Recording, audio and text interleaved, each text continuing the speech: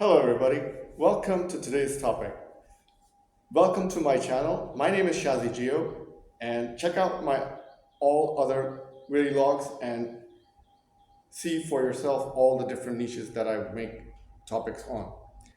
Today's topic is very crucial and the reason for making the video is because the turn of factual events that have taken place after January 2025, whether they're military, economic, or otherwise. So we're going to discuss about that.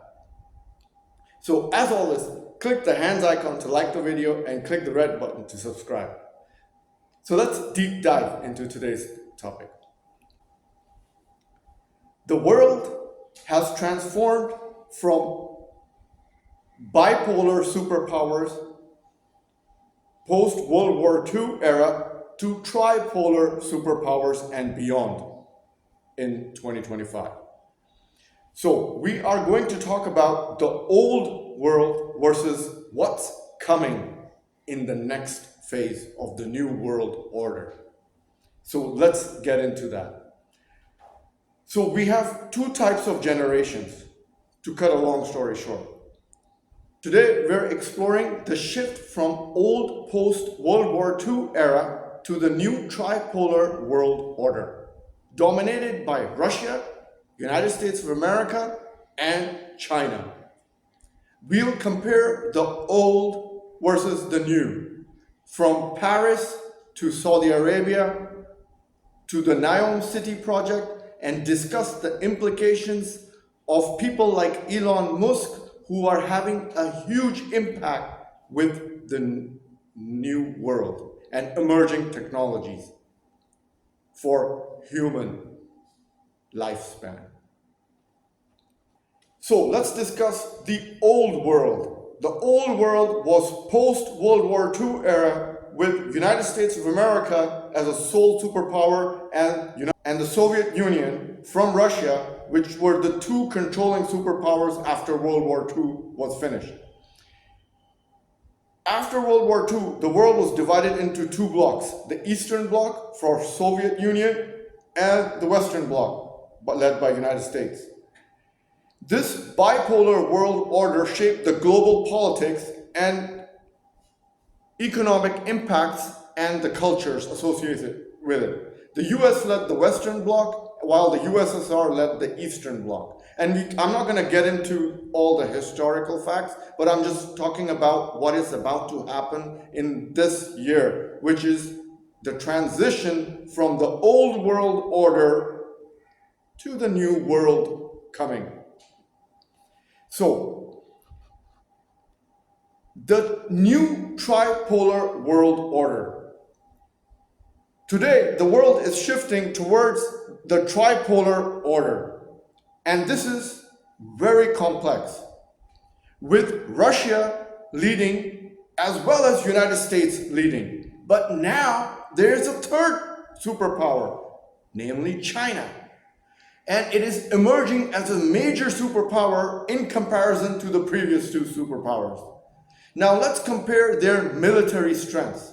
The US has 13,000, just to name a figure, fighter aircraft, while the Russians have 4,200 some odd fighter aircraft. And it's been reportedly that China is growing rapidly, modernizing its military. In less than 5 years, China has 3 aircraft carriers and the fourth one is on its way. So it tells you a lot about China, where it's going. And the way China is developing its technology, it is in no comparison to any power on earth right now. And to discuss about the old world after the post-World War II, we had Hitler not decided to destroy wonderful Paris, because Paris is a symbolic city of the world. And because Hitler didn't destroy Paris, Paris is so beautiful and where it is today. And there is the new Paris, because after World War II, there was the main Paris, like Champs-Élysées and all the monuments, etc. But the new Paris, it's like 5 times bigger. If you go from Charles de Gaulle Airport all the way to the old Paris, it takes you like an hour and a half on a bus ride. So that's what I'm getting at. The new Paris is so amazing with an awesome technology. For example, the museum. And Paris is the city of lights, as has evolved significantly since World War II. From iconic landmarks like the Eiffel Tower to modern marvels, like I just said, the museum, the triangular museum, like the foundation of Louis Vuitton. Paris remains the hub of culture and innovation. And now, at the same time, we have in Saudi Arabia, from King Salman, the amazing project called the Neon City, which is 500 kilometers long. And it is a unique project in the world. Nobody's ever attempted something like this. The buildings are over tall, and it's a straight line building from Saudi Arabia to Egypt, connecting this landmass. And the Saudi Arabia's Neon City project is a futuristic mega project aimed at diversifying the economy and creating a hub for innovation and entrepreneurship. But what are the implications of such environment and local communities? See, it has never been attempted. Something like this, what they're saying, this city is built vertically. So any storm coming into from the desert, the building is 500 meters tall. It's going to block that desert storm, and it will keep a peaceful environment. That is the awesome, and that is the strategic location of making this Neom city connecting to Saudi Arabia and Egypt. And it is a marvel in itself. So then, on the other hand, if I compare the old world to the new world, we have the United Arab Emirates Burj Al Khalifa, which is a mile-high tall building. It is a wonder of art in itself. The Burj Al Khalifa, the tallest building in the world, is an iconic symbol of Dubai engineering intelligence and architectural ambition. What does it represent in terms of UAE vision for the future? It's amazing. Everybody who goes to UAE goes to Burj Al Khalifa, spends a day, and takes screenshots. So this is a tourist destination turned overnight. And I have heard in Burj Al Khalifa, there are laser shows depicting whatever they want to show graphically. So it is a wonder of art, of construction engineering.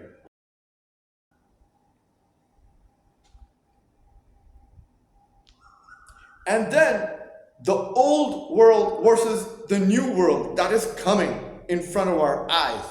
If we just take an example of I'm a wonderful fan of Dassault Rafales, the French aircraft industry. And as we know, recently there was a skirmish between the French Rafales and the Chinese J-10C fighter jets, which in the world of military aviation, the Rafales and the J-10C went head-on dogfight facing each other. And if we compare the capabilities, the implications for global military dynamics, the J-10Cs with amazing EMP and electronic warfare, they overcame the old technology versus the newer technology of J-10Cs. What the J-10Cs managed to accomplish is something out of the UFO, flying objects. And that is what's so amazing. So, which technology would you rather have? The old technology or the new technology from the new world? And the same can be said for Elon Musk, who is a new generation of intelligent human beings.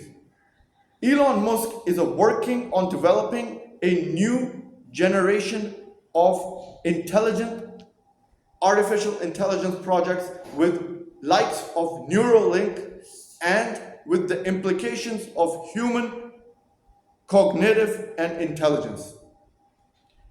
Therefore, the impact that Elon Musk is having over the rest of the world is far beyond. And I saw a documentary with Elon Musk versus Jack Ma of China. Jack Ma is the most intelligent man of China. And we had Elon Musk. And guess what? Elon Musk just overtook Jack Ma. The guy just speaks intelligently. He speaks objectively, logically, and to the point. And that is what's so amazing about the new generation versus the old generation. And the reason for making this video, I want to talk about a couple of things about myself. Now, if you look at me, how old do you think I am? Any guesses? Okay, maybe somebody will say 30, 35, okay, 38, even 40. I'm a little bit much older than that. But the reason the way I look is because I'm a new generation. And I have an ambition to live 150 years than the average human on earth.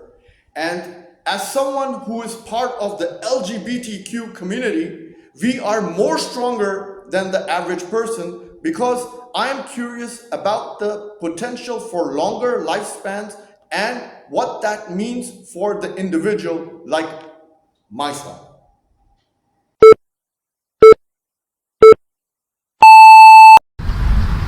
Hello everybody, welcome to Shazzy.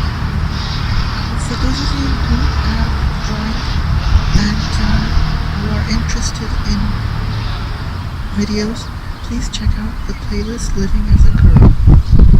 And for those of you who are new to the channel, click the like button and hit the red subscribe button to see more of the videos.